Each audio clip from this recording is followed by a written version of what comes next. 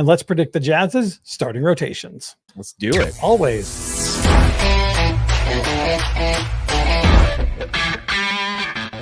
It's supposed to be done when I get back. Close enough. All right, so let's go ahead and talk a little bit about your Utah Jazz, shall we? Yes. Okay, so yes, we should. Now, before we get into it, before we get into the main subject we want to talk about today, which is going to be predicting the Utah Jazz starting rotation, let's go ahead and first give flowers to THT, Talen Horton-Tucker. Talen signed a partially guaranteed contract with the Chicago Bulls, according to The Athletic. He is a native Chicagoan. At least I think that's how that's said, and is looking to extend his NBA career with the Bulls this season. He averaged about 10 points per game with the Utah Jazz over the last 2 seasons. So I want to give a shout out there to THT. Thank you for the time. Yep. Yeah, no, I'm not. This doesn't hurt my feelings at all. Just want whenever he was on the team, it was just I just cringed every time I saw him on the floor. I was just like, "Don't shoot it." If you ever if you're ever watching the game, or if you're not watching the game, you don't want to turn it on and you want to see if the Jazz are going to win. Look at how many minutes Talen Horton was playing. Yeah. So for sure, but yeah, good luck to him. Got a comment already. I have some sad news from McKinley Coulter. Cutler. We still call you Coulter. I'm sorry. It's Darren's fault, just so you know. I have some sad news. I don't think the Jazz will be able to lose enough games now that the tank commander THT is gone. Yes. Signed with Chicago. Love it, Yes, McKinley. sir. Spot on. That comment is correct. That comment's going to make the video for sure. Yes, he is absolutely the tank commander. He was our shining light when it came to losing basketball games. Yeah, we're going to have to readdress the whole thing. We talked about our videos last week about which player the Jazz are going to get in the draft in the 2025 draft, and we're going to have to rethink that now. That make sure you check that video out. It's a good one. Yeah, not a whole lot of people watch that. Watch it. It's very strange. It's a great video. Very strange. Anyway. But yeah, so obviously with THT not going to be with the team, we need to set our new starting lineup because obviously we had them in there if we wanted to take for sure. Yeah. So with him gone, we now have to address that. So let's go ahead and talk about that. Give me your starting lineup for the Utah Jazz starting in October. Go. Okay. Are you ready? I'm ready, buddy. I'm going to say it slow so I can put the names on the screen and post edit. Okay. Keontae George. Dun, dun, dun. Colin Sexton, Cody Williams, Lauri Markkanen, and John Collins. Okay. Quick question on that. Okay, I'm ready. Cody Williams and Lauri Markkanen. Who's small and who's power? They're interchangeable. This is the NBA. Is the NBA pointless? There's no position. They're both shooting guys. So, I mean, you can realistically switch. It's not like you have one guy that's going into the low post to beat people up. It's not like one of them's Karl Malone. Okay, so break it down. Why are these guys your pick for the starting lineup for the Utah Jazz? So I actually really like this lineup purely because it gives you so much more shooting than the Jazz. The fact is I do believe the Jazz are going to try to put a roster together and a lineup together that is going to give some of these young guys the best possible chance to get playing time. And I think that doing this, this is such a different lineup than we've had in so many past years, because this would be the first time ever that the Jazz have 5 guys on the floor. Sorry, the first time in a long time, not forever, but the first time in a long time, the Jazz have had 5 guys on the floor that can actually shoot the basketball. Okay. They can actually shoot a 3-ball, right? You're good and long, as far as you've got plenty of length on the court. Colin Sexton's your smallest player on the floor at this point at 6'3". You're going to need Keontae to shore up his defense, but having 5 players on the court that can shoot the 3-ball, even be a remote chance of shooting the 3-ball, is going to create a ton of space. It's going to give Lauri a ton of flexibility. You're going to give guys to work off of screens and on screens. It's going to give Lauri some catch and shoot threes, which obviously is his bread and butter in the league. I think this is the way that it goes. I think Cody Williams probably beats out any of those other guys. So do you want to hear my starting option here? Yeah. Okay. So we have point guard. We have Keontae George. Shooting guard, we have Colin Sexton. Small forward, we have Lauri Markkanen. Power forward, we have Taylor Hendricks. And at center, we have Collins. Well, that's pretty close, actually. So the only reason why we have it that way, and I want to touch on this real quick when it comes to why we're not starting Walker Kessler and why we're starting John Collins, is simply because of that contract, man. You can't not have that contract sitting on the bench. Would the Jazz in the past sit their star player just simply because he's not meshing well with the team, even though he's the highest paid player on the team? Probably. But in this case, I don't see that happening. I think he's going to earn a starting role. And I definitely think Kessler's going to probably be the first one off the bench to alleviate with him.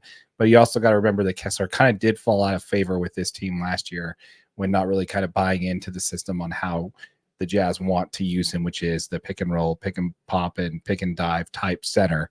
Like they had with Rudy, he wanted to be more of a, pop out and shoot three type, shoot the corner three type thing, which didn't work. And then, we kind of expected him to get a lot more time with USA basketball in the Eurobasket, whatever, the World Cup thing they did.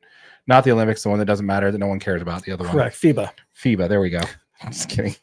We actually liked watching FIBA. It was a lot of fun. It was a lot of fun to watch these Jazz players for different countries play. But he did not perform well with that team. I didn't think he was misused, but I have a better idea of why is because he didn't want to fill the role that he was fit there to be.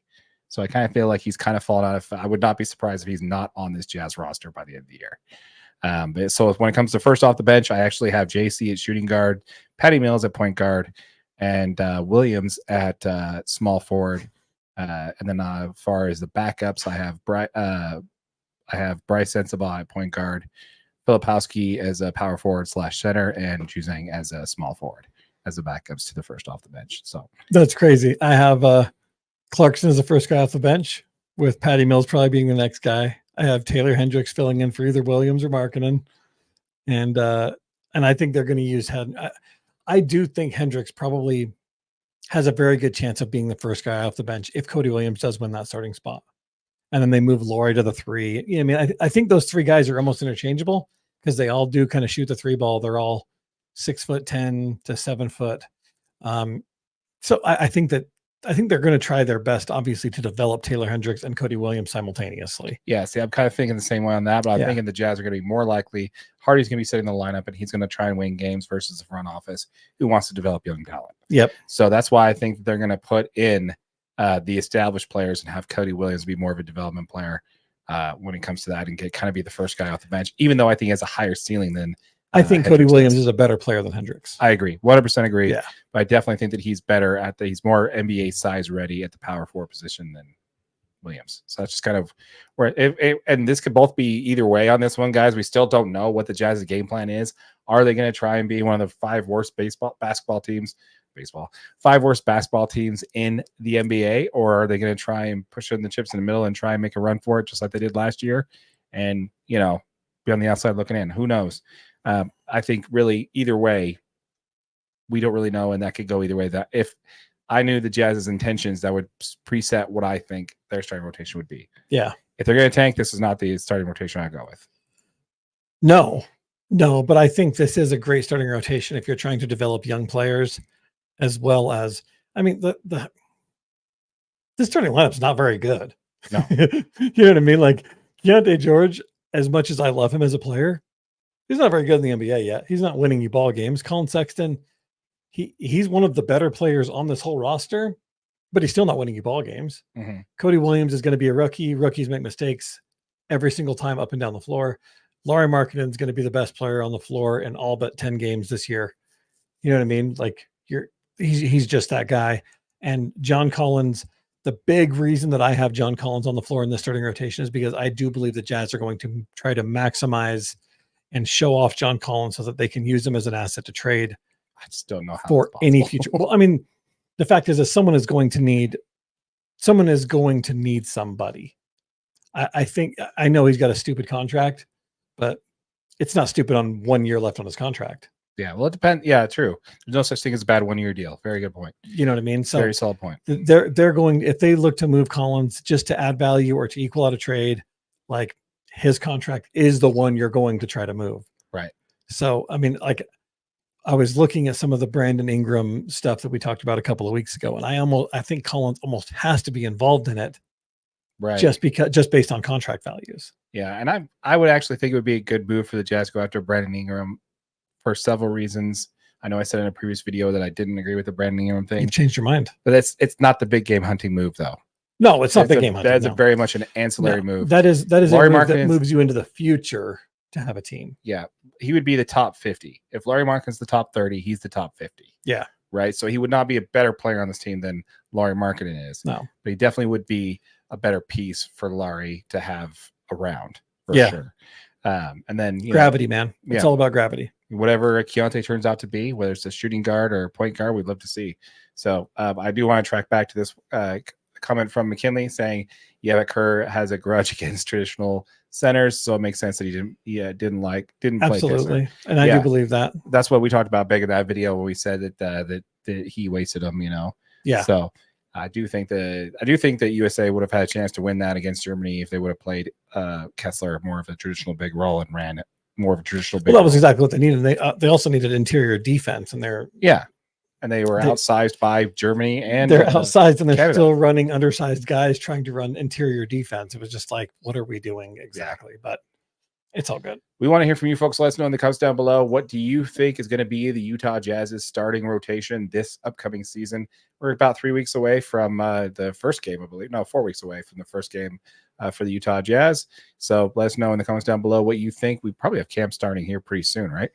Pretty soon. Yeah, should be. Yeah, soon, we're almost there. Yeah. By the way, did you see their Jazz's record on like their not their record, but the Jazz's projected schedule? Wins.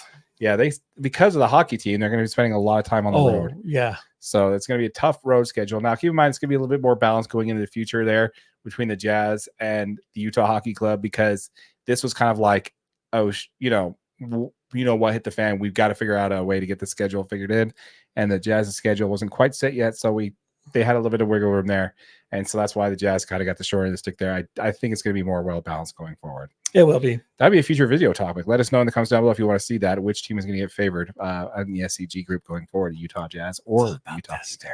It's all about that. So we'll see. Which team wins a championship first? Oh, dude, that's a better video. That is a better video.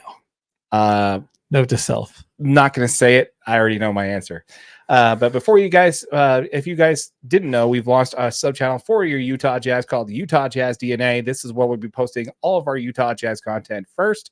The full unedited version of what we talked about today will show up on that channel first the day we record it, folks. The day we record it will show up on that channel, or the day after, depending on how, if we could be bothered or not.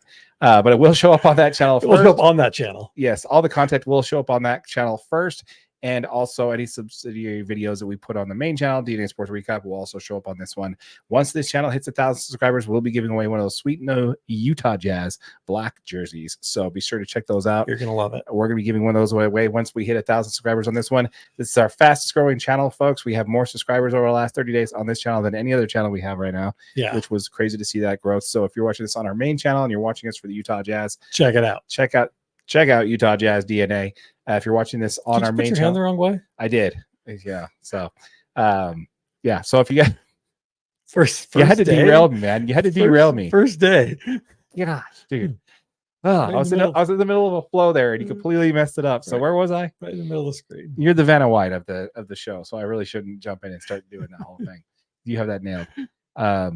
Usually it's reversed. The image is flipped when you do a film. So I was pointing this way because usually it's flipped. But anyway, so again, folks, if you're watching this on our main channel, DNA Sports Recap, the link to Utah Jazz DNA will be in the comments down below. Be sure to check it out. And also make sure you subscribe to that channel so you don't miss out on that giveaway for sure. Sorry, I messed you up, Darren. It's all good. You were right in the middle you're right in the middle of your flow. And if you're watching on YouTube on one of our short videos, make sure you know this is available as a podcast, wherever you get your podcasts, audio only. With all that said, my name is Darren, that is AJ, and this has been the DNA Sports Recap. Till next time.